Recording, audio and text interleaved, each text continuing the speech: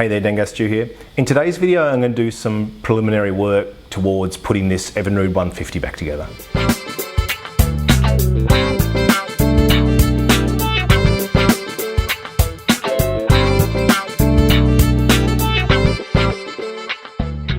I get asked a lot what's happening with this motor. I know people are kind of keen to see it going back together, and the main delay is that we've been waiting for parts. The engineer was waiting for pistons. He couldn't actually bore the cylinder until he had the pistons to measure because everything has to sort of match perfectly. So we finally got that side sorted out. And then when you go to start, you realise that there's a few other little things you need. There were some seals I was missing, a few very specific sealants and greases and things that I needed. So I've got those in order. They should be here in a couple of days. Now, because they're coming really soon, I thought I may as well get into this and start doing some of the preliminary tasks that mean that when they do arrive, I'm ready to actually assemble the block. So today's video is just a couple of things I'm doing to get ready to make that happen. We're just going to be cleaning up the carburetors and checking the VRO pump. The reason I'm starting with these two things is there are two possibilities for the failure originally, so I want to make sure they're 100% before we start putting this back together. The first step in this preparation work is going to be to give all the carburetors a clean. Now, the reason I'm doing that is I'm just trying to tick off all the possibilities for things that might have caused this motor to go wrong in the first place, and one of them is running lean. Now, having said that, I've already cleaned 5 of the 6, so I'll film the last one just so you can see what's involved. But so far they've all actually been pretty clean, so I'm not suspecting running lean because of any sort of carburetor problem was what caused this at all. But we've done 5, we'll finish it off. At least we know we're starting from a good baseline. I've got another video on cleaning carburetors, so I'll sort of go over this quickly, but just show you some of the differences with, I think it was a Yamaha or a Honda one I did in that video, and what these Evinrude ones are like. On this outboard, the carburetors come in sets of 3, port and starboard banks. I've done the bottom 2, so we'll just do the top one here now. The carburetor's held on by 2 bolts and a screw. So I'll get the bolts out first, and then there's just a Phillips head screw on the other side. So 2 reasonably long bolts, and then on the back here, 1 Phillips head screw. We'll start with this base plate. Here you've got a mixture screw which has an Allen key on it, and this one was 1, 2, 3, 11, 12. Basically 13 half turns to be screwed all the way in, so I can put it back where it was. So I'll take that out and take a look. The needle on that, it's not in bad condition, it's not awesome, but it's not bad enough to warrant replacing. Then this idle circuit's got a little cover over the top. Not sure if you can see it on camera, but inside here there's a few little holes. And these are the holes that you can see in the body here that sort of get progressively uncovered as the throttle plate opens and closes. So I'm just putting some compressed air through those. You can see the top one's the largest one, you can see light through it. So I'm just putting compressed air and carb cleaner through those to make sure they're nice and clean. Carburetor cleaner is pretty harsh, so I'm going to put some gloves on for this. And because I'm going to be using compressed air as well, I'm going to put some safety glasses on because I've got a really bad habit of blowing carb cleaner in my eye every time I do it without.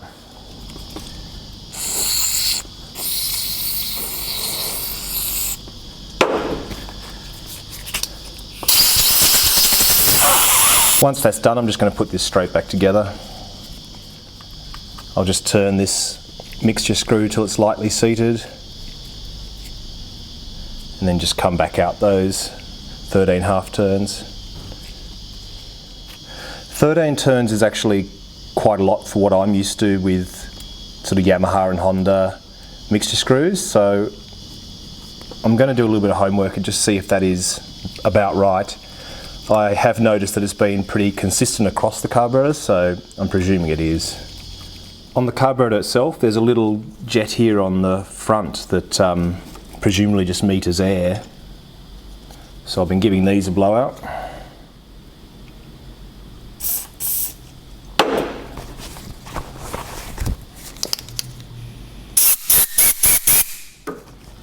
Then I'll take this side cover off.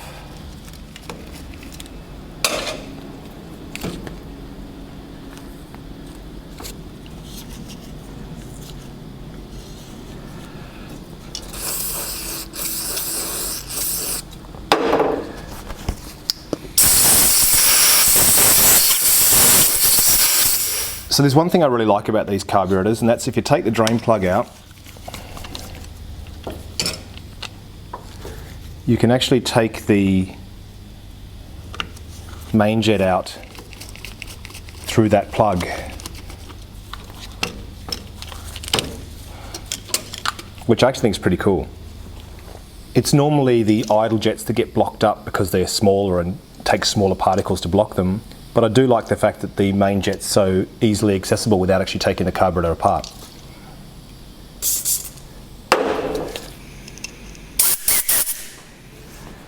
So I'll take the drain bowl off so we can get to the float and the needle and seat. Now this here, I'm presuming, is your idle circuit. Draws fuel from the bowl up into here, and I presume this little jet here, which sends air straight into this circuit, is about metering the amount of air that comes in for the idle circuit when the throttle plate's closed. I'm not a Evinrude expert though, so feel free to correct me if you know more about these. So that's all I'm going to do to each of these. I've done all the other 5, so this is the final one now. But just taking them all apart, had a bit of a look, clean them out. They actually look really clean to begin with, but at least now I can put these on with some confidence that they're going to be fine. It's not going to be a part of any future problem we might have. It's also interesting to see how much of these carburetors for the Evinrudes are made from plastic. And I've got to say, in some ways I really like it once again, because there's no corrosion in it. Whereas if it was an aluminium carburetor, I think you'd be seeing a lot more corrosion in a motor this age. So I think modern plastics are a pretty good material. Last thing I'm going to put back on is this fuel rail. Just has some double O-rings and then just pushes into this throttle plate. Once it's seated all the way in, it's just got these little retainer plates that slot into a groove on it, and then there's a single flathead screw that holds those in. Having cleaned all these carburetors now, it's certainly something I feel pretty comfortable with when we put this motor back together. So one thing we can tick off. I'd also go so far as to say it's one thing we can tick off the list as having been the cause of this in the first place, because they actually all looked pretty good. The next thing I'm going to have a look at is the oil injection pump. I've been thinking we're probably going to go premix, but I'm curious to take it apart and just have a look. I've never actually pulled one apart before. I know next to nothing about them, but let's just take it apart and see what we see.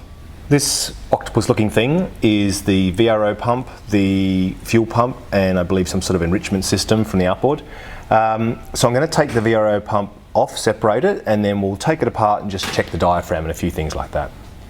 It looks as though 3 Phillips head screws hold the whole unit on. There's quite a few hoses we'll disconnect too. So the way I read it is we've got here fuel in, oil in from the reservoir. So fuel in to a filter into the fuel pump, oil straight into the oil pump. Then on the back here you can see this is the fuel pump, and a line comes down, and this is where fuel comes into the VRO, the oil pump. This I believe is a vacuum pulse that drives the pump. And then the top here is the oil fuel mixture out that then goes off to the carburetors. A good point a guy from Evinrude made to me about this outboard is that if this pump had failed, all your cylinders would be evenly scored because they'd all be getting the same oil fuel ratio mixture, because it all comes from one central point before it gets to the carburetors. So given we had some cylinders that were in very good condition, others that weren't so good, once again it's a little bit of a clue that maybe this wasn't the problem. Okay, so here's our pump disconnected. I'm going to leave that hose connected. I'm actually going to disconnect it from this end because I think seeing the hoses just reminds us what all the different inputs and outputs are to this pump. So I'll disconnect from the base plate end and we'll go from there. Alright, this is all held together I think with a number 15 torque, so I'll go and grab one and we'll take this back plate off.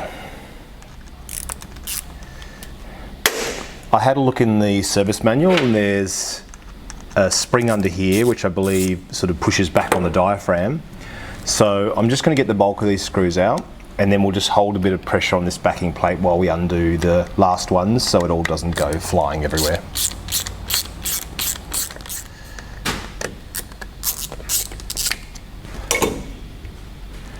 Alright, last one. Okay, yep, couple of springs, so one in the middle, one on the outside. Every part of this motor looks in really good condition. That diaphragm just looks brand new. It's really weird this motor died so catastrophically, because every time I pull something apart, it just looks perfect, you know, so really curious one. Goes to show it only takes one thing to go wrong, maybe the timing was out, don't know, but compared to the bulk of the outboards I take apart that have just got years of corrosion, parts of this look like it's just come off the factory. So same T15 Torx bits take the other side off.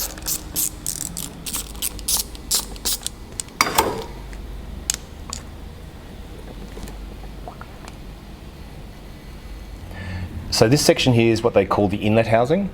We've got the inlet oil hose, and then here we've got a vacuum hose that gives us sort of a pressure and vacuum as the motor oscillates, and that then drives this section here, which is the piston that then pushes the diaphragm in and out. So if we push this in and out, we're actually pushing that diaphragm in and out, which is what gives it the pumping motion. Then this is the loom that goes off for your alarms if there's a problem. So this piston that drives it, we can just screw this counterclockwise, and it comes through here. And then on the far side, this is what it was attached to, the screw here. We can get this diaphragm out. There's a few spots in here, these white sections you can see, a bit of debris, but I'd be very surprised if that constituted some sort of catastrophic failure given the diaphragms and everything are in excellent condition.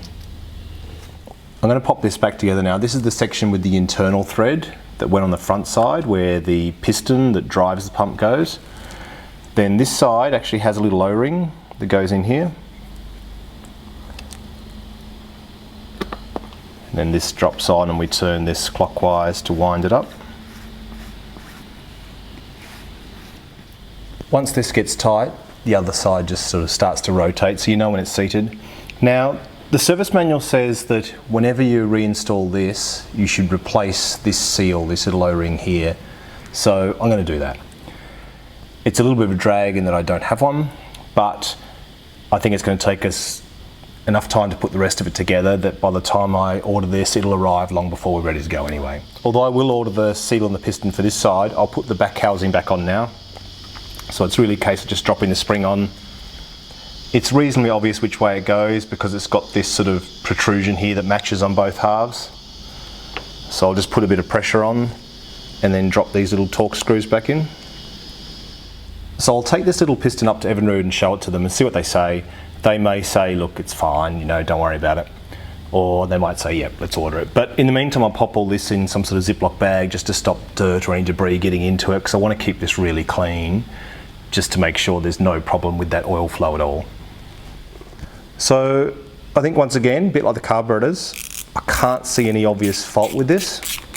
So I'm not saying, if we kind of consider this in some ways a bit of a continuation of the autopsy video, I'm not seeing anything obviously bad here, no blockages, no torn diaphragms, no, you know, stuck components or anything like that. So I think I'm pretty sure this pump was probably functioning. There are some really good tests in the book, in the service manual, on making sure this pump is working. So ways of putting a bit of premix in, then you run the motor to test that the out of oil alarm is working, both for the reservoir empty and the flow not coming through the pump itself. So I'll definitely be testing both of those. It also talks about running the motor on premix and then confirming that you're using the correct amount of auto mix oil before you go to straight unleaded. So that makes sense as well, just a way of actually going, look, let's run, see if it's using the oil. If it's using the oil, it's being pumped. So we'll do something along those lines as well when we first fire this one up.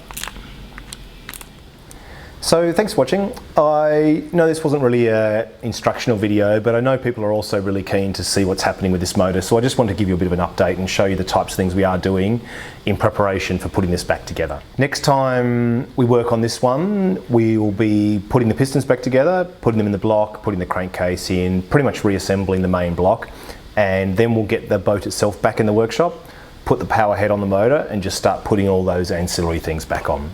All right, well, take care, and I'll catch you on the weekend. See ya.